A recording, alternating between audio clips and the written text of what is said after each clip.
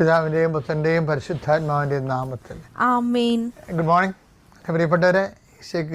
ഈശോ സ്തുതിയായിരിക്കട്ടെ.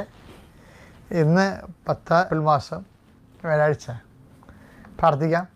അമ്മേ പരിശുദ്ധ അമ്മേ, അമ്മേ പരിശുദ്ധമേ, ദൈവമാതാവേ, ദൈവമാതാവേ, കൃപാസനത്തിലൂടെ ഞങ്ങൾക്കും ഞങ്ങളുടെ ദേശത്തിനും അമ്മ മധ്യസ്ഥം തേടി തന്ന എല്ലാ അനുഗ്രഹങ്ങൾക്കും കൃപകൾക്കും ഞങ്ങളിപ്പോൾ ഹൃദയം നിറഞ്ഞ നന്ദി പറയുന്നു. അമ്മേ പരിശുദ്ധമേ, ദൈവമാതാവേ, 2004 ഡിസംബർ 7 തീയതി ഉച്ച കഴിഞ്ഞ് 2:30 കൃപാസനത്തിൽ സംഭവിച്ച അമ്മയുടെ പ്രത്യക്ഷപ്പെടലിനെ കുറിച്ച് തിരുസഭയ്ക്ക് സമർപ്പിച്ചിരിക്കുന്ന പഠനരേഖകളുടെ മേൽ സഭാത്മകമായ പഠനം ആരംഭിക്കുവാൻ ഞങ്ങൾ പ്രാർത്ഥിക്കുന്നു. അമ്മേ പരിശുദ്ധമേ, ഭൂസ്വർലോകങ്ങളുടെ രാജ്ഞിയായ അങ്ങേയ്ക്ക് ഭൗമസംരക്ഷണത്തിനായി പ്രപഞ്ച പ്രകൃതിയെ തന്നെ തിരുസഭ പ്രതിഷ്ഠിക്കുവാൻ ഈ പ്രത്യക്ഷീകരണ വഴി ഇടയാക്കണമേ. പരിശുദ്ധമേ, ജപമാല മാതാവേ, സകല കൃപാസനം പ്രാർത്ഥനകളോടും ചേർത്ത് ഞങ്ങളിപ്പോൾ പ്രാർത്ഥിക്കുന്ന ഈ കുടുംബത്തിന്റെ പ്രത്യേക നിയോഗം പരമക്കളെ.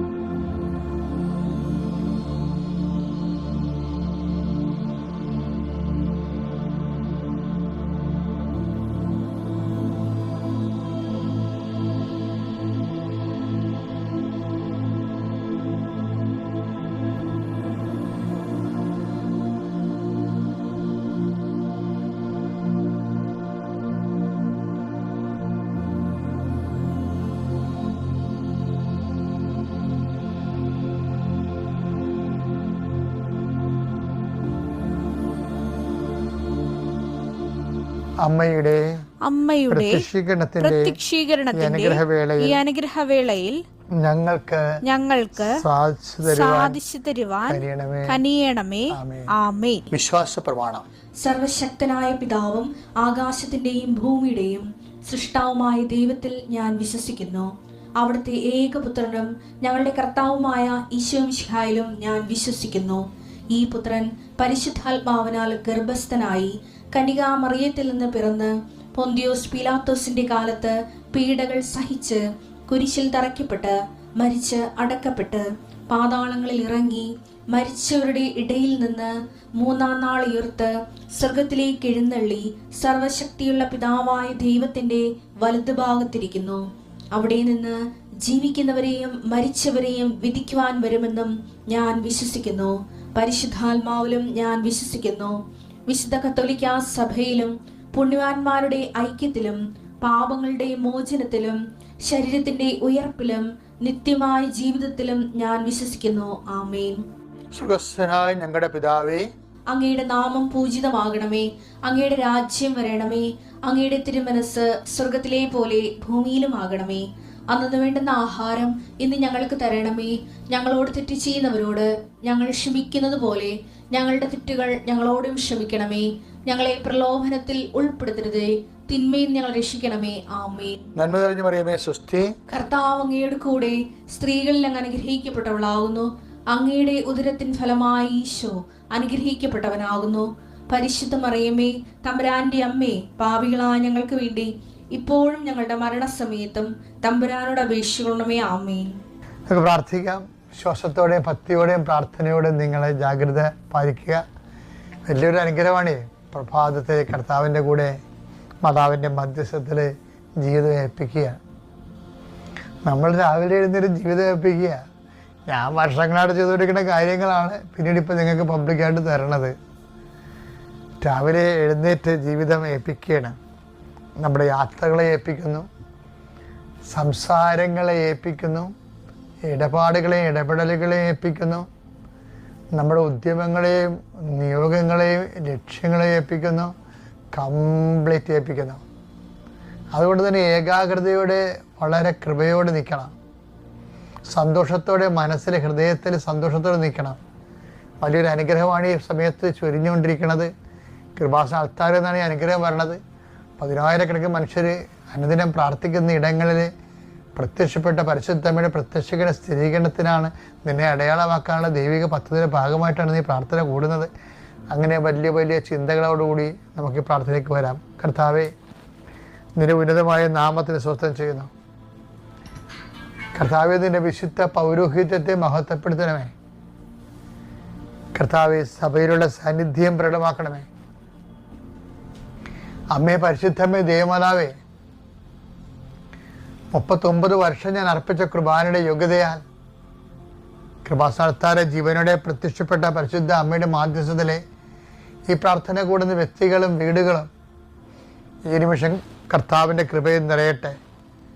ഈ ഭവനത്തിൽ നിന്ന് ഇറങ്ങിപ്പോകുന്നവരും എവിടെ വെച്ചാണോ നീ കൂടുന്നത്, കൂടിയതിനു ശേഷം ഇന്ന് നിൻ്റെ ജീവിതം ആരംഭിക്കുമ്പോൾ 9:30 മണി തൊട്ട് അല്ലെങ്കിൽ എപ്പോഴാണ് നിൻ്റെ ജീവിതം ആരംഭിക്കണത്, ഒരു കർമ്മ പരിപാടി നീ പങ്കെടുക്കണത്, ആ നിമിഷമെല്ലാം നിൻ്റെ ആശങ്കകൾ കർത്താവ് ഏറ്റെടുക്കുകയും കാനായിലെ കല്യാണ കുടുംബത്തിലെ ആ കുടുംബത്തിന് വേണ്ടി സഹത്വം ചേർന്നുകൊണ്ട് മധ്യസ്ഥം വഹിച്ച പരിശുദ്ധമ്മ ദേവമാതാവ് ഈ കുരിശിൻ്റെ അടയാളത്തിൽ പ്രാർത്ഥിക്കുമ്പോൾ നിൻ്റെ കുടുംബത്തിന് കൂട്ടായിരിക്കുകയും നിനക്ക് മധ്യസ്ഥയും മാതൃകയുമായിരിക്കുകയും ചെയ്യാൻ എനിക്ക് പൗരോഹിത്യം നൽകിയ ദൈവത്തിൻ്റെ കൃപയാൽ ഞാൻ നിന്നെ ആശീർവദിക്കുന്നു, നിന്നെ അനുഗ്രഹിക്കുന്നു. ദൈവവേദലേ, നീ ഇന്ന് എവിടെയെല്ലാം പോകുന്നു, ആരെല്ലാം കാണുന്നുവോ, എന്തെല്ലാം ചെയ്യുന്നുവോ, നീ ഉപയോഗിക്കുന്ന വാഹനങ്ങൾ, ഉപയോഗിക്കുന്ന വാക്കുകൾ എല്ലാം നിൻ്റെ ദൈവം നിന്നെ അനുഗ്രഹിക്കട്ടെ. നിനക്ക് ഭാരമായിട്ട് തോന്നുന്ന വിഷയങ്ങൾ, നിനക്കൊരു ഐഡിയയില്ല, കൺഫ്യൂഷനാണ്, എന്താണ് ചെയ്യേണ്ടതെന്ന് അറിയാൻ പാടില്ലാതെ മനസ്സ് പരതുന്ന വിഷയങ്ങളുടെ മേൽ വ്യക്തമായ നിശ്ചയദാർഢ്യത്തോടുകൂടി വ്യക്തതയോടെ പ്രവർത്തിക്കാൻ കർത്താവ് നിന്നെ സഹായിക്കട്ടെ. എൻ്റെ കർത്താവിൻ്റെ ഉന്നതമായ നാമത്തിൽ നിൻ്റെ രോഗങ്ങളെ കർത്താവ് ഏറ്റെടുക്കട്ടെ. നിൻ്റെ ഭവനത്തിലുള്ളവരുടെ പ്രയാസങ്ങളെയും ഭാരങ്ങളെയും കർത്താവ് ഏറ്റെടുക്കട്ടെ. നീ ആരോടാണ് നിനക്ക് ഏറ്റവും കൂടുതൽ പ്രയാസമുള്ളത്, ആരുടെ കൂടെ ഇരിക്കുമ്പോഴാണ്, ആരുടെ കൂടെ കാണുമ്പോഴാണ്, അവരുടെ കൂടെ വർക്ക് ചെയ്യുമ്പോഴാണ് നിനക്ക് സങ്കടവും ഭാരവും ഉള്ളത്, ആ വിഷയത്തിന് മേൽ നിൻ്റെ ദൈവം ഇപ്പോൾ ഇടപെടുകയും നിന്നെ അങ്ങനെ എല്ലാ തിന്മകളിൽ നിന്ന് ബന്ധിക്കട്ടെ.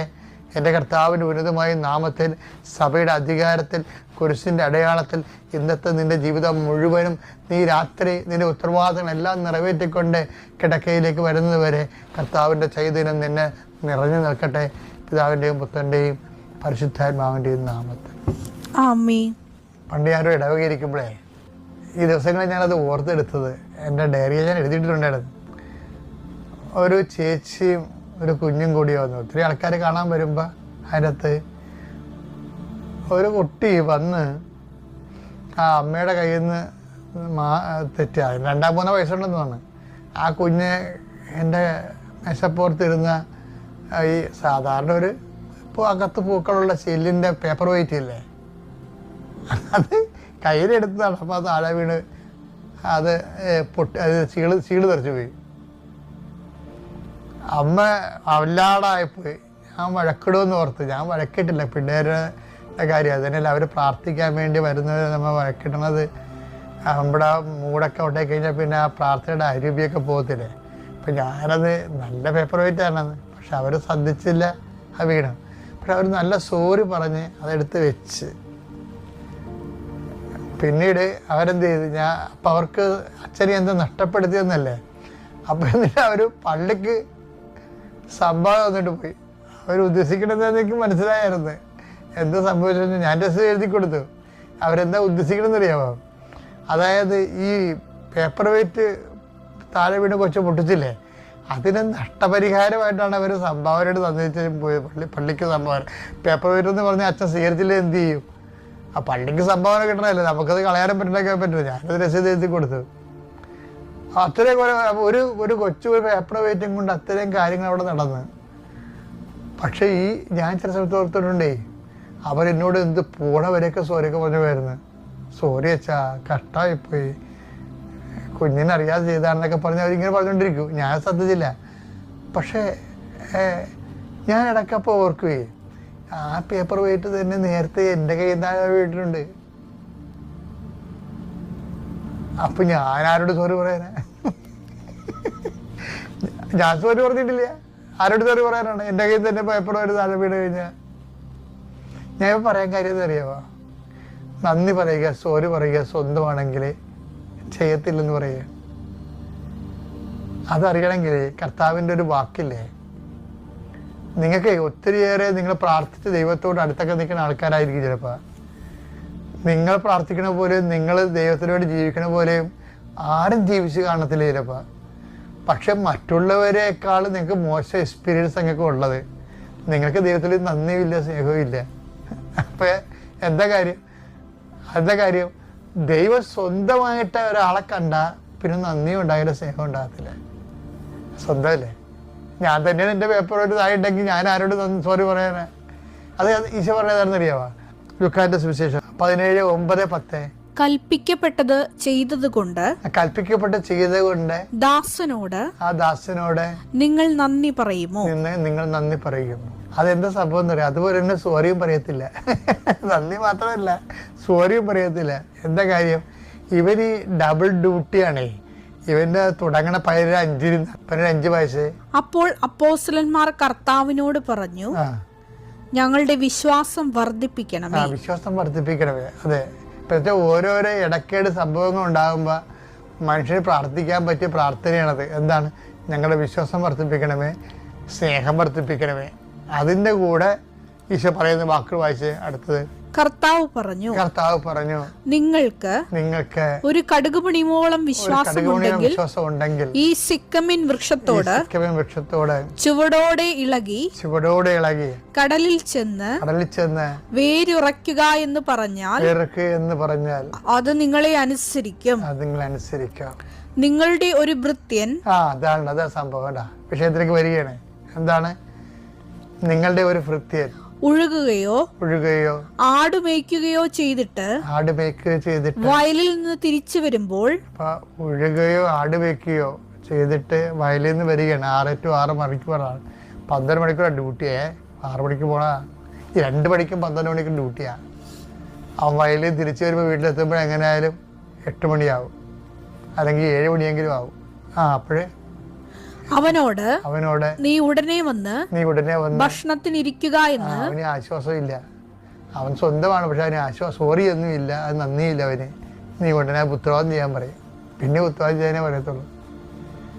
കർത്താവിൻ്റെ സ്വന്തമായി കഴിഞ്ഞാൽ നമുക്ക് അറിയാൻ പറ്റും, നമുക്ക് കൃത്യമായിട്ട് അറിയാൻ പറ്റും. എന്താ കാര്യം എന്നറിയാവോ? നമുക്ക് നന്ദിയോ സോറി കിട്ടത്തില്ല. അവനെ പോയി ഉത്തരവ് നീ പോയി എന്ത് ചെയ്യണം? ഭക്ഷണം പാകം ചെയ്യാൻ പറയും. പിന്നെ എന്ത് ചെയ്യും? പോയി കുളിക്കാൻ പറയും. അപ്പോൾ 9 മണിയാവും. പിന്നെ എന്ത് ചെയ്യും? എന്നിട്ട് എനിക്ക് വിളമ്പിത്തരാൻ പറയും. അതേ കഴിച്ച് കഴിയുമ്പോൾ 9:30 കഴിയും. എന്നിട്ട് നിനക്ക് പോയി ഭക്ഷണം കഴിക്കാമെന്നല്ലേ പറയുക. അപ്പോൾ 6 തൊട്ട് രാത്രി 9 മണി വരെ 18 മണിക്കൂർ വർക്ക്. ഇപ്പോൾ ഓവർലോഡ് ആകുമ്പോൾ കർത്താവിൻ്റെ നാമത്തിൽ വിശ്വസിക്കുകയും ദൈവത്തിൻ്റെ സ്നേഹിച്ച് വളരുകയും ചെയ്യുന്ന വ്യക്തിയാണ് നീ. പക്ഷെ നീ ദൈവത്തെ സ്നേഹിക്കുന്നതും നീ കർത്താവിൻ്റെ വേണ്ടി ജീവിക്കണതും നിൻ്റെ അനുഭവം തമ്മിൽ ടാലി ആകുന്നില്ലെങ്കിൽ ഓർക്കേണ്ട ഒറ്റ കാര്യം എന്താണ്? നന്ദി അർഹിക്കാത്ത വിധം, നന്ദി പറയാത്ത വിധം, നന്ദി പറയപ്പെടാത്ത വിധം, സ്നേഹം അനുഭവിക്കാത്ത വിധം നീ ദൈവത്തിൻ്റെ സ്വന്തമായി തീരുന്നു. ഞാൻ ഏതായാലും അങ്ങനെ എടുക്കണത്. എനിക്കതുകൊണ്ട് കർത്താവിൻ്റെ ഇൻറ്റിമസി വളരാൻ പറ്റുന്നുണ്ട്. കാര്യം കർത്താവ് സത്യമാണ്. എപ്പോഴെങ്കിലും ആയിട്ട് ഇത് റീഫണ്ട് ചെയ്യുമെന്ന് എനിക്കറിയാം. ഞാൻ നിത്യതയാണ് ഉദ്ദേശിക്കുന്നത്. Praise the Lord.